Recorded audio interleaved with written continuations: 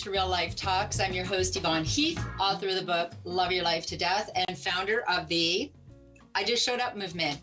So I am so excited and happy and honored to have my guest today, Dr. Ganz Ferrance. Hello, Ganz. How are you doing? Good. How are you doing, Yvonne? I am wonderful. And I have your bio here, and I can't read everything that you've accomplished and all that you are, because that would take our whole show. So I will just say, Ganz, with a Ph.D. in counseling psychology and an MA in developmental and educational psychology, you are offering practical, down-to-earth advice so we can do better. And your vision, a world where everyone experiences optimal health in mind, body, relationship, where they feel their best so they can do their best for themselves, their families, at work, and in the community. I love that so much. And doing the best for ourselves, our family, and our community means being aware of our community, being global citizens. And we've had some really good conversations in the past. We will continue to have them. And today, this conversation is in the aftermath, the months following that pivotal moment in our world, right? A pivotal moment when George Floyd, a Black man who was murdered by a police officer, May 25th, 2020, in Minnesota, and that forever changed. I was told by Anne-Marie Schroeder when we did a show that this is not new, which was also something that sort of shattered my world. But it was something that we could no longer ignore because it was caught on video and shared with the world. And so here we are months later. And first of all, I wanted to ask how you are doing in the months following this, and how are we doing with changing our conversations, having more conversations? Are we heading in a better direction? Are we taking action? Yeah. Okay. So I think, it's been I'm doing okay. It has been a crazy time, right? We're dealing with a lot of stuff right now. We're dealing with, 8 months or so of COVID and dealing with all that. We just, at this time that we're taping now, we've just gone through the U.S. elections, and that whole run up to that, the uncertainty of what's going to happen, how long, whatever. And then, over the weekend, the huge relief for so many people in terms of the outcome of that. Yes. And I suppose also the disappointment for people on the other side as well, right? Yep. And so dealing with all those things, and then now we're, most of the world is also dealing with another significant uptick in COVID cases. And so, and the fatigue as winter is setting in the Northern Hemisphere for all of us, that, we're going to be inside a lot more, and we've already had to lock down for some stuff, and we may be heading for another one or some form of that. So we're heading into a very stressful time. Yep. Even though there are some things that we can be happy about, things that we can look forward to. I mean, some of the news on the COVID front is that they're really thinking they're getting closer to vaccines. And I know many governments are already setting up the infrastructure to be able to deliver vaccines once they have them, and different things like that. So there's a very positive signs for us moving forward. Mm-hmm. But I do think generally it is important for all of us to realize, as you said right at the top of the show, in order for us to do better, in order for us to do well, we have to be better. We have to be well. Mm-hmm. It's important for us to make sure that we're doing things to look after ourselves, to manage the stress, to, I guess, take account of it and factor it into our lives. The fact that it's normal for us to feel a little off. It's normal for us to maybe be a little more emotional or emotionally volatile or exhausted, or maybe even a little irritable sometimes, right? And recognize that that's okay, so we don't beat ourselves up. But then also to make space for that. So we give ourselves a little extra grace so we can look after ourselves more. We add more of the positive things we usually do to look after ourselves. And then also recognize if we're off, it's likely that everybody around us is probably off too. So give them some extra grace and some extra patience as well. Absolutely. We are just so on the same page. And one of the things I think that we really have to, first of all, we have to understand grief, right? We are experiencing global grief. We are experiencing when this, in the aftermath of George Floyd and no longer being able to, think that this racism is a thing of the past. Right. It's unraveled a lot. And so there's tremendous grief in that. Pandemic, systemic racism, and then just regular grief, divorce, diagnosis, job loss, there's grief in all of that. And as you said, we need to be so intentional about checking in mentally, physically, and emotionally, and understanding that grief and joy can and do coexist. So in the midst of all this grief and stress, we need to be very intentional about creating. Absolutely. Right? About creating. So even as I was thinking, we're going to be talking about racism. This is challenging. It's emotional. And I look at my background and I think, is this appropriate? And I think, yes, actually, because we have to give ourselves grief breaks and, wherever we can bring in a little joy. Absolutely. Right. So yes, because I need it. Yeah, well, absolutely. Listen, we cannot, there's talking about, this is coming from the financial, enlightenment world, I guess, or whatever you want to call it. There's a saying that says, you can't help the poor by becoming one of them. Right. It's like, so it makes sense. You can't help somebody who's grieving if you're in the middle of grief and you're stricken with grief and you're wiped out as well. And look at, just to sort of put this in some context. Okay. And this is not, I hope this doesn't come across harsh. Okay. But the fact that this is your background and you're positive, you're happy, you're doing this, it's good, because having a conversation about difficult things is a part of life. This is not something separate from life. This is not a special event. This is life. We have grief. We have issues we need to deal with. And for everybody of color, the George Floyd thing, it was horrible, but the turning point, the watershed moment, was that everybody else woke up, because we've been dealing with this every day from the time that we're born. Do you know what I mean? And so it's grief, I think, for non-people of color, because the innocence is lost for many in many ways, right? But for people of color, it's like, okay, thank God they see it now. Do you know what I mean? It's like, okay, so it's really hard to deny that what we've been saying forever, and no one was taking us seriously. Or if there was a little uptick, and then it would go away because something else big came in the news. And so now it's like, oh, everybody sees us. And again, just like I was saying at the beginning, it's encouraging to see that there are these positive things. Everybody, people of all walks of life, are involved in this struggle. And that's a beautiful thing to see.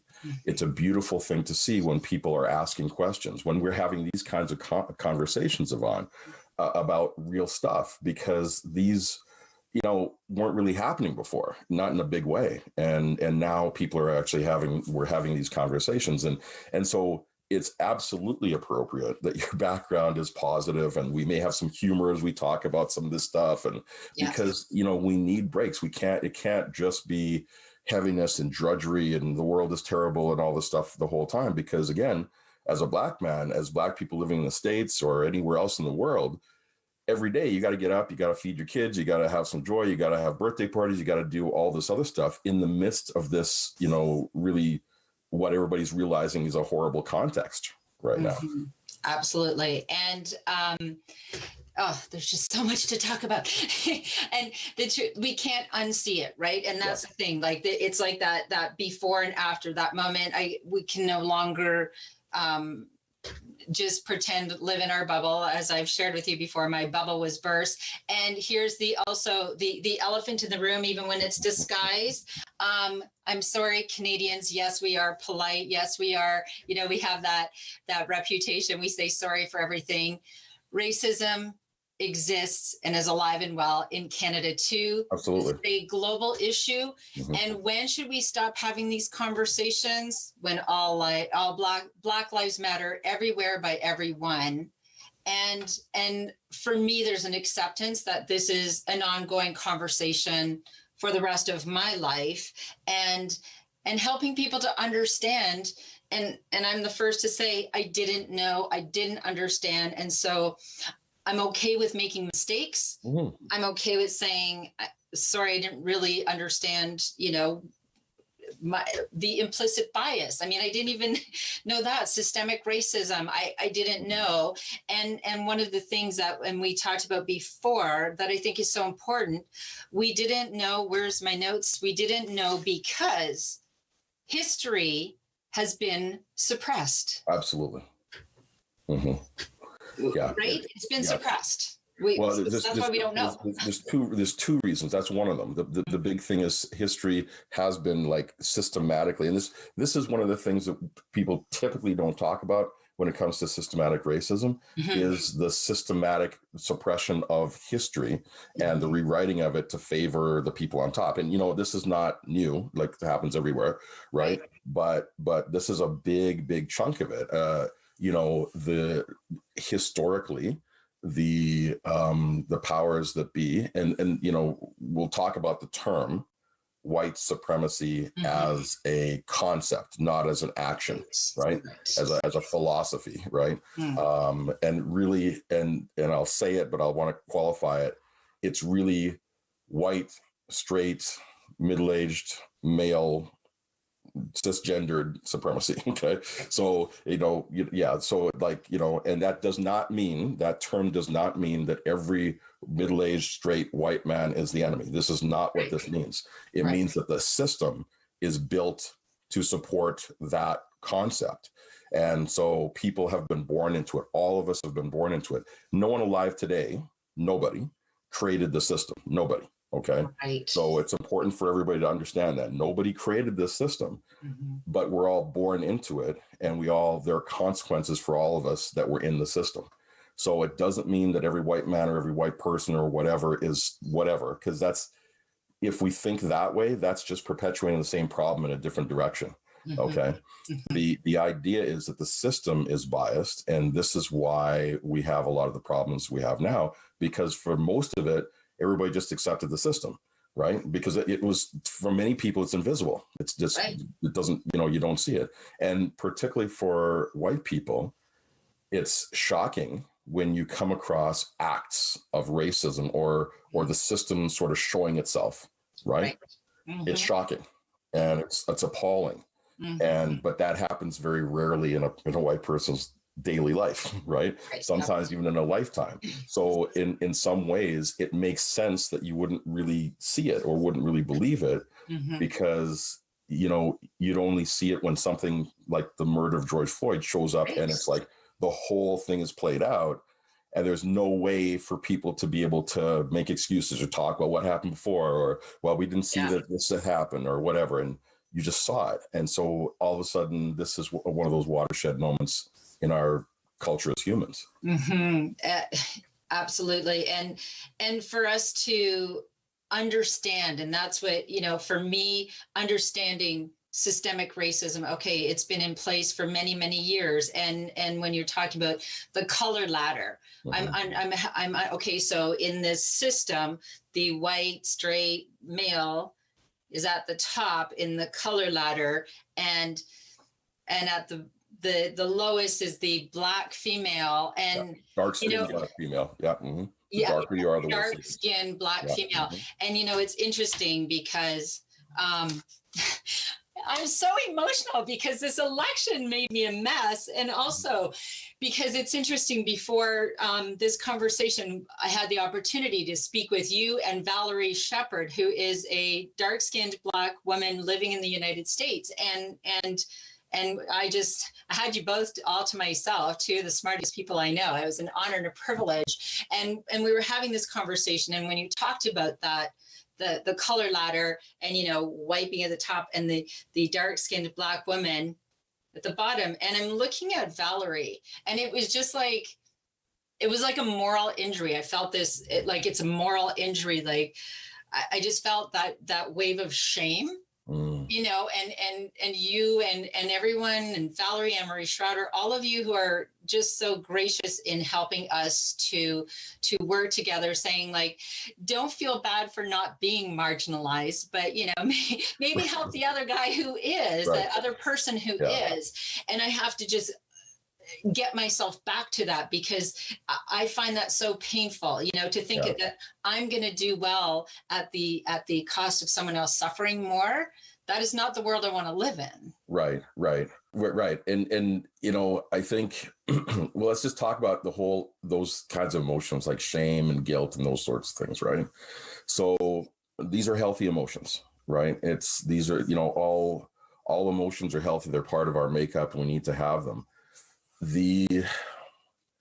Those types of emotions really are to help wake us up and to motivate us, to help us realize that things are not the way either we think they should be, or correct or fair or whatever it is.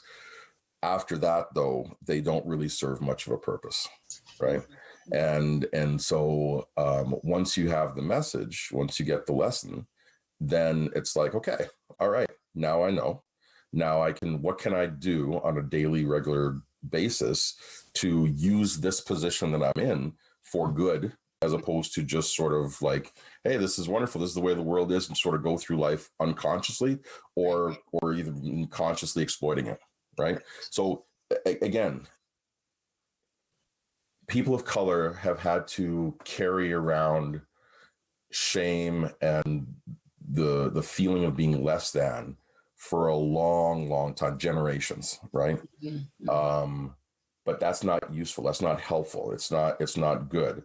So so if we're carrying this around, and then all these white folks that have been made aware are now carrying on a lot of stuff too. Right. It's like we said, so we're all carrying around this all this guilt, and nothing changes, right? So it's one of the things that some of the work in communities of color, the Indigenous communities, the Asian communities, the Hispanic, you know what I mean, all of our communities, is to help to feel proud of who we are and proud of where we're going in our contributions. Mm-hmm.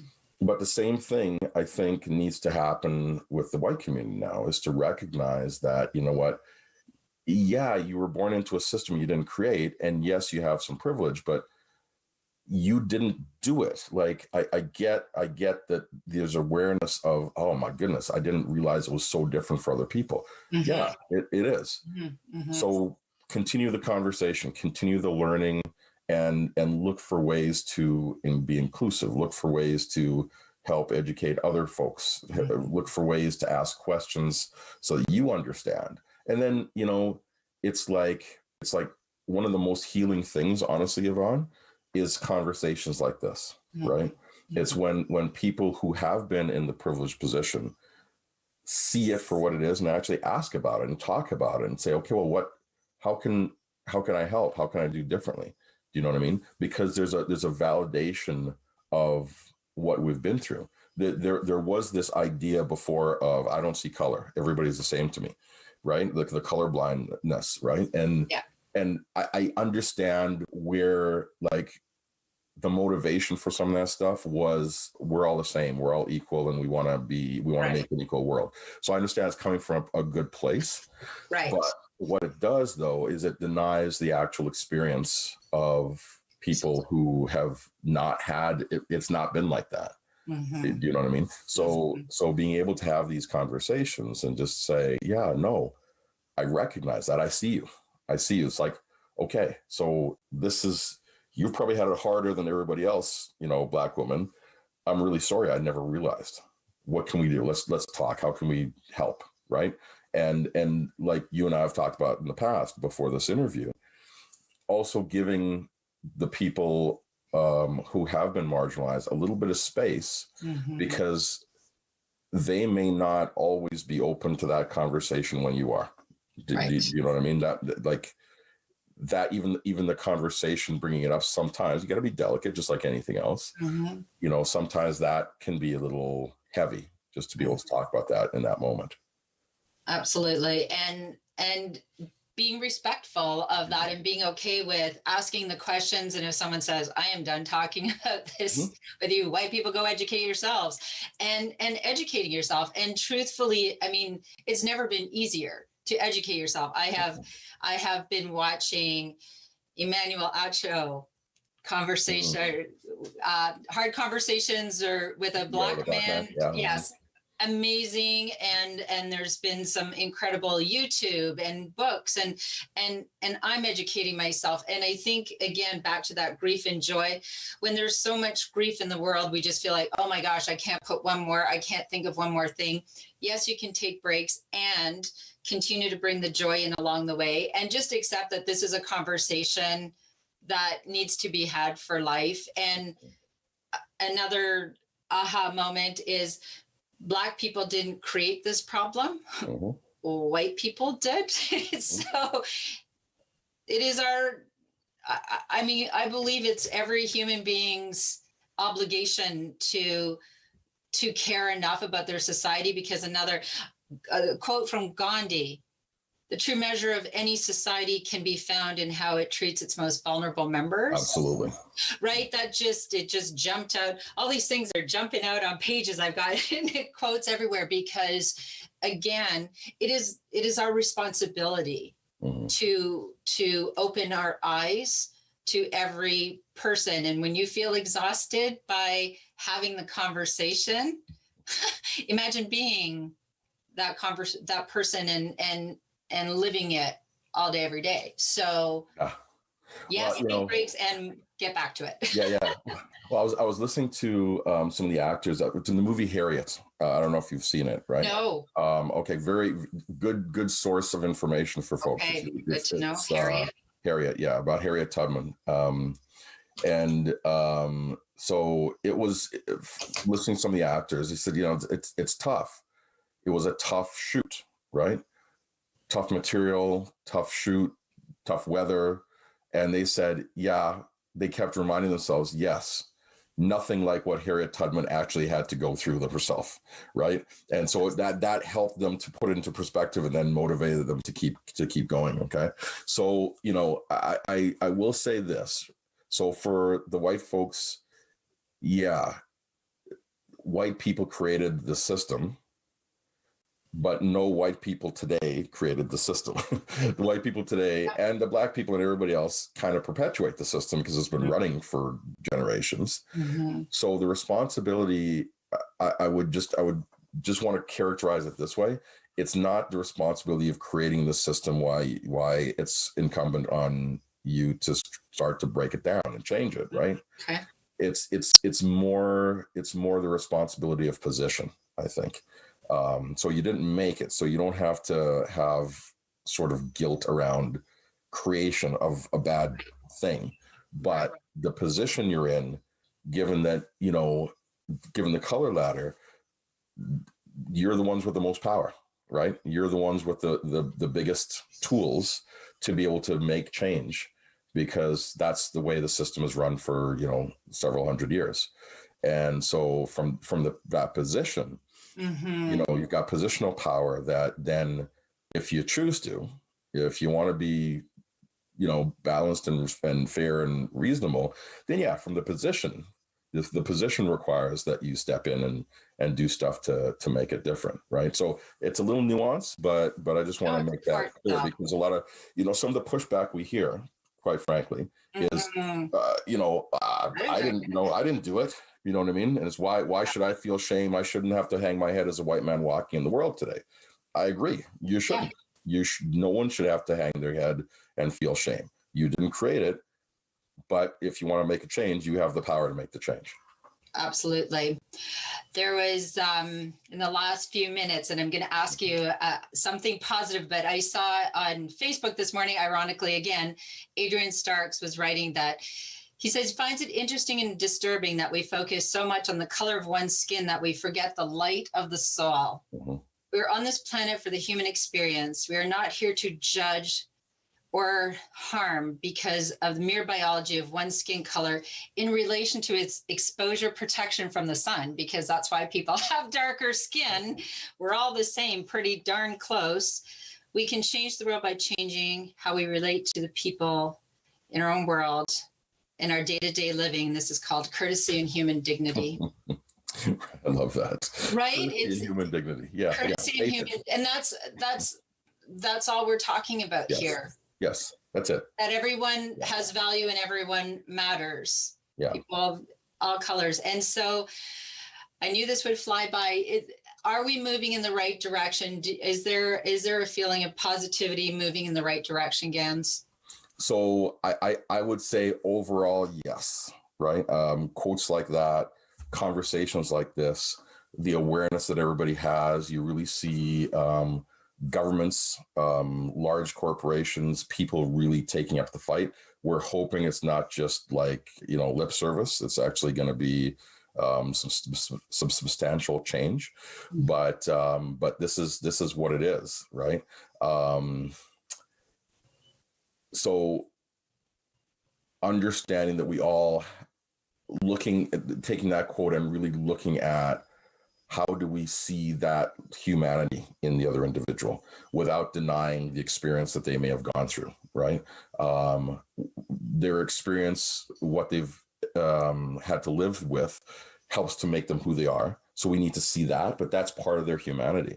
But the value is equal, right? So the experience may not be the same, but the value has to be equal. And so this is what we have to really, really be aware of and look at and be mindful of. And then all of us need to really understand and look for people's hearts and be a lot tougher to be able to stay in the tough conversations. And let's keep having these conversations ongoing. Let's keep having them. And I thank you from the bottom of my heart it is for me an honor and a privilege to know you, to call you my friend, to learn from you, to learn with you. Thank you for everything that you do. People can reach out to you for more information. Absolutely. AskDrGanz.com, ask DRGANZ or Z.com. Reach out and let's keep learning together. And I will tell you that I am celebrating this beautiful Black woman VP in the United States of America. This is a wonderful moment in our history. Thank you, Ganz. Thank you, Yvonne. Oh, thank you so much for joining us. Real Life Talks is about learning how to just show up for ourselves and learning how to just show up for each other, and sometimes have hard conversations, which are good conversations, and let's keep having them. So if you want to be empowered and resilient, my call to action, as always, plan your life, plan your death, and then just love your life to death. And always bring your own tambourine to the party. Bye for now.